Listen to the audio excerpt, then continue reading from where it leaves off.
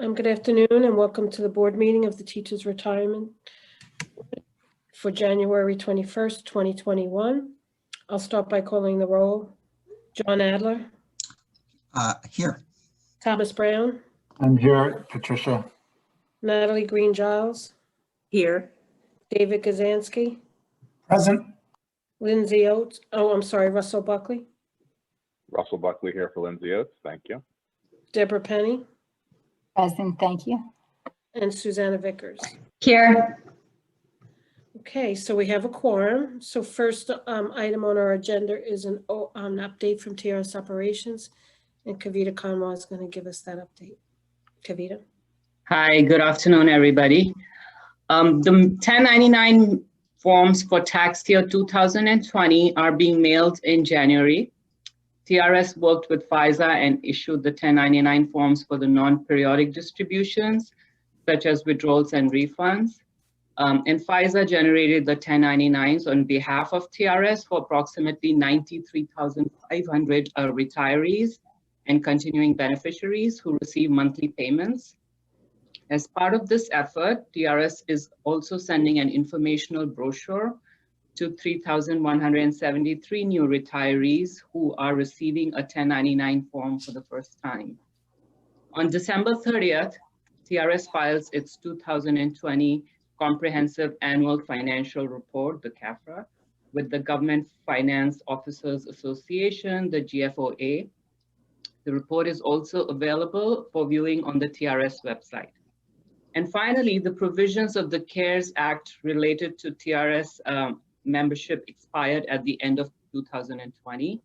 In the 9 months that the CARES Act was in effect, TRS issued over 2,300 CARES Act withdrawals, nearly 2,100 CARES Act loans, and processed nearly 3,700 separate requests for loan payment deferral. Thank you. And Kavita, can you send that to us electronically? Sure, will do. Great, thank you, appreciate it. Okay, thanks, Kavita. Next on the agenda is a report from the actuary. Sherry. Good afternoon, everyone. On my agenda is the proposed changes to the actuarial assumptions and methods. I don't have screen share enabled, but if you guys right. Everybody should be looking at the documents that you sent out individually. I'm sorry.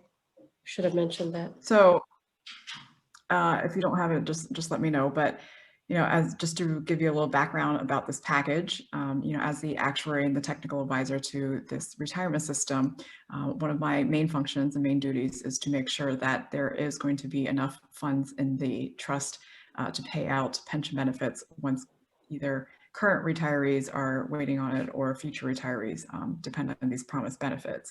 So part of making sure that there is enough funds is to make sure that the calculation and the projections of these pension benefits are accurate. And of course, with projections of future benefits in place, you do need assumptions to make assumptions into the future to make sure that the benefit payments in the future are reflective of what you think they're going to be. And it also is methodology. So once you have the assumptions, once you have the data, you also need a method to project it. So making sure that these assumptions and methodologies are accurate entails active management to make sure that if there are any changes to the demographics or there's any changes to the economic environment, that they're reflected in these assumptions. So this is what is done. It's a normal process that is brought to the board about once every 3 to 5 years, I would say. So I did look at some of the assumptions, reviewed some of them, and in this package and in this memo are some suggested and some proposed changes. If you have it in front of you, I'd be happy to walk through it very quickly on a high level.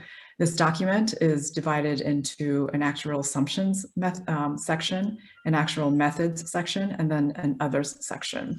So the actuarial assumptions covers mainly the CPI, the Consumer Price Index assumption, which is currently at 2.5%. The proposal is to drop this 20 basis points over 4 years. So it's evenly phased in at a 5 basis point decrease each year. The Consumer Price Index is the underlying assumption and 4 other assumptions. One of them is the discount rate, and another is the general wage increase. So for the discount rate, it's the CPI, the inflation assumption, plus what your real expected return is going to be on the asset portfolio. Your general wage increase assumption is the CPI or the inflation assumption, plus a productivity assumption in there too. If you add those two together, you would get the currently the 3%. But that again, both the discount rate and the general wage increase is proposed to be dropped at the same phasing schedule at 5 basis points per year for 4 years. The other two assumptions this affects is the escalation assumption and also the cost of living assumption that's applied to pension benefits. Part of the other actuarial assumptions that are being proposed is the mortality improvement scale. Again, this is the rate at which you think life expectancy is going to improve over time. Data has shown year after year that our life expectancy is not improving as fast as we think it is. So this is just to kind of scale it down, scale it back a little bit. This doesn't really affect teachers, but there's a loan assumption in there built into our valuations, and that is to assume what percentage of members actually take loans, and that affects the some of the underlying assumptions as far as the option factors that are applied to the loans. So moving on to the actual methods section, if you have the memo in front of you, the main proposal here is to align the actuarial value of assets to equal the market value of assets. So if you recall, the actuarial value of assets are smooth assets. So in any given year, we don't necessarily meet exactly 7.0. Some years we meet above that, some years we get below that. And so in these times when we have these gains or losses, when we get more or less than our assumed rate, those gains and losses are phased in over time. We don't want to account all of this gains and losses in 1 year because sometimes in some years it can be pretty dramatic. And doing so, recognizing it all 1 year, could fluctuate the contribution much more than we want to from a budgetary standpoint. So we do phase it in over 6 years currently. And because we're coming off of a few years of gains, if we reset the smooth assets to equal the market value of assets, we're basically recognizing the past year's gains all at one time. Whereas before we had a plan to recognize it over time. But now if we recognize it, it'll be more in line with the market value of assets. And then going forward, instead of smoothing it 6 years, I'm proposing to smooth it over 5 years just because it's more easily explainable. It's more used in the industry. And so that does not affect the values today because that's a future change. Once you reset the market value of assets, the actual value of assets to equal the market value of assets, then it's going to affect the future gains and losses. I will point out that for teachers, because we do have that TDA commingled with a QPP, this does have a leveraging effect on the assets. So you will see that for teachers, we've come off of a few more relatively the gains that we've come off of in the last few years have been larger than other retirement systems who might not have the TDA. And then the other change section, which is on page 3 of the memo, there are a few other things that don't neatly fit into the assumptions or the methods, but are categorized as meeting a common theme, which is to tighten up and strengthen the funding of the retirement system. One of the 3 that's being proposed is to credit early contributions. So right now, contributions are calculated for an entire fiscal year, and they're assumed to be made in the middle of the fiscal year, which for us, the fiscal year spans from July 1st to June 30th. The middle of the fiscal year is January 1st. So if on a actuarially adjusted basis on a time valuated method, if it's before July 1st or after January 1st, right now, if it's after January 1st, there is language in the law and the state statute for the actuary to charge late interest to the employers that pay after January 1st on average. However, there is no balancing item and there's no symmetric law, so to speak, to credit interest if an employer pays before January 1st. So the proposal is to, make this a little bit more symmetric and more fair so that if employers decide to pay before that time frame, that we are crediting them interest for it. And then the next one, the OTB item does not affect NYCers. I'm sorry, it does not affect teachers. It is a NICERS issue, but it is part of the entire package that's being proposed for all 5 systems. So we did want to include it just for FYI purposes. The last item on here is the Older Workers Benefit Protection Act. This was raised before about almost a year ago, last spring. And it wasn't something that we adopted at that time, but it is the same proposal.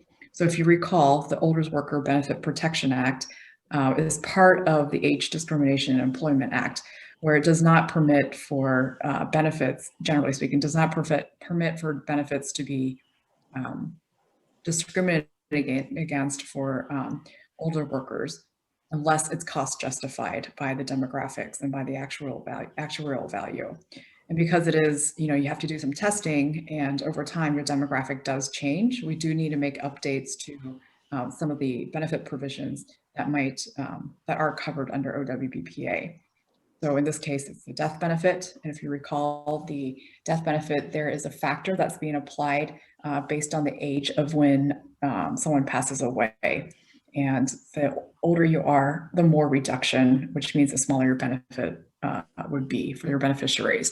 So the proposal here is, instead of reducing it 5% per year from age 60 to age 70, it's reducing the reduction to 3%, which means you're reducing the benefit less, which means you're paying the beneficiaries more.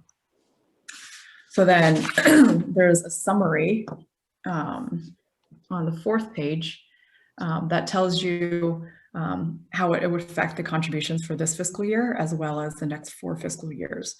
And you'll see that there is a savings. The pattern that you'll see is that there are savings. Negative numbers yield savings, meaning a smaller contribution. There is a savings in the first 3 years, and then you see that the pattern flips.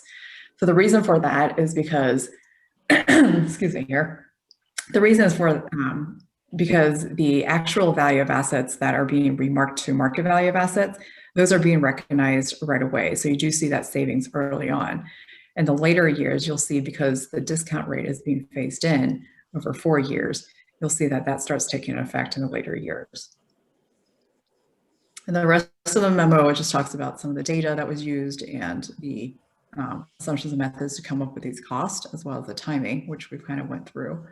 And then it finishes off with the risk section, just to say that, there are a lot of things that aren't already included, that aren't embedded in these contribution numbers. For example, we already know that because of the financial crisis that the city's in, some of us aren't getting the raises that we thought we would be getting. And so if you're not getting a raise in your salary, it means that your future salary theoretically is lower than what you think it will be. And so because pension benefits are a percentage of salary, you will see the savings in future fiscal years. There's an early retirement incentive program that's being discussed right now in the city as well as the state. The cost above in this memo does not include any of the ERI savings that we might incur. And then of course, assets, fiscal year to date, it's been really good. We obviously don't know how the rest of the fiscal year is going to be like quite yet. But there are some savings if this asset performance keeps up. There are some savings that would be we would yield from the asset portfolio that, again, is not included in the above contribution numbers. So I'm happy to answer any questions, or I can turn it back to Patricia. All right, well, thank you, Sherry. Sorry, I couldn't unmute myself. I actually just have 2 quick questions. Is that okay, Patricia? Sure. Sherry, in the methods part, you mentioned that, part of the proposal was realigning the actuarial value with market value. When you talk about the reset, so you're proposing a change from 6 years to 5 years, but there would be a reset doing it all at once or one time only? Those 2 separate proposals. One proposal is to remark the actual value of assets to the market value of assets. So it's setting it. So what that does is, like I said, we've come off of a few years of gains. Yeah. And the actual value of assets is getting away from the market value of assets. So we want to kind of accelerate the recognition of those gains. Right. That's What's the differential between the 2? Like how wide is the difference? I can get you that number before the end of the board meeting, or Okay. you can wait. Just for, No. I can do that before the end of the Yeah, board meeting. text me later, it's fine. Okay.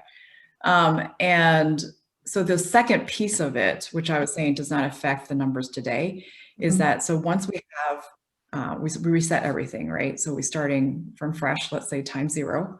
And then going forward, we're going to, again, obviously have some gains and losses unless we earn exactly 6.95% this fiscal year, right? So whatever the gains and losses are going in the future, in the past, or currently, I should say, our recognition would be to recognize it and smooth it over 6 years, which is currently being recognized at 15% per year for the first 4 years, and then 20% in the years 5 and 6. So instead of recognizing it in that schedule, we're going to say, okay, we're going to only smooth it over 5 years now at 20% all years for 5 years, rather than spreading out over 6 years. Got it. They're two separate things. That's what I just needed clarification on. And then the first thing you said in terms of changing the assumptions, 0.5% a year over 5 years would be the assumed rate of return? 0.05%, 5 basis points. That's what it, so going from what to what? From 7? 7% to 6.98, I'm sorry, 6.95%. And then second year, 6.90%. Third year would be 6.85%. And the fourth year forward would be 6.80%. So moving it to 0.2% over 4 years. Correct. 20 basis points over 4 years. Yep. Okay. Thank you. You're welcome. Sherry, first of all, the differential between the actuarial valuation and the market value, don't just text it to Susanna. I'd like to know it also. But can you just clarify, because I remember sitting through your very helpful training about all of this in terms of what of these assumptions require state statutory approval? I know the discount rate for sure, versus what is just standard practice, and you're making a recommendation based on the power invested in you, as it were. So the discount rate, like you correctly pointed out, that would require state legislation. The OWBPA assumption change, I'm sorry, that's not an assumption change. It's a plan provision change. That's changing the plan benefits. That would require state statute. And I believe that's it. Well, I'm sorry, the credit for the early contributions, if we make that more symmetric in the law, that would require a change also.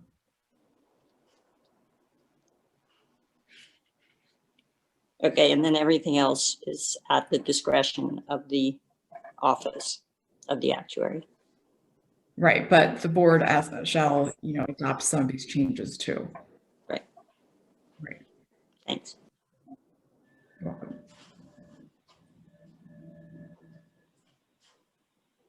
Okay.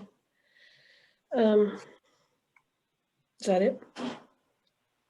All right, thank you, Sherry. Next is the executive director's report on the agenda. And the first item on the executive director's report is the matter of the next meeting, and it has been suggested that the next regular meeting of the Teachers Retirement Board be held on the 4th Thursday of the month, February 25th, 2021. So you should just make sure you all mark your calendars.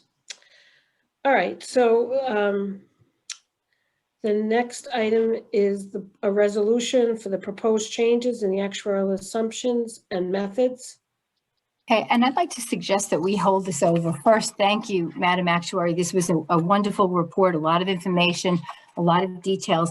I think we still have a couple of questions that we'd like to maybe break apart some of this that we'll talk to you about. So at this point, I'd like to ask that we hold this over until we can ask all of the questions that we have of you.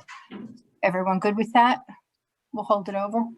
Okay. Okay, awesome. I saw a thumbs up, Good. so we'll hold that Good over. here. Thank you. Okay. Yeah, Okay. and feel free to ask Sherry all the questions. We can make a list for you, Sherry, and then we can get that information. Great. The next resolution is attendance at a virtual conference.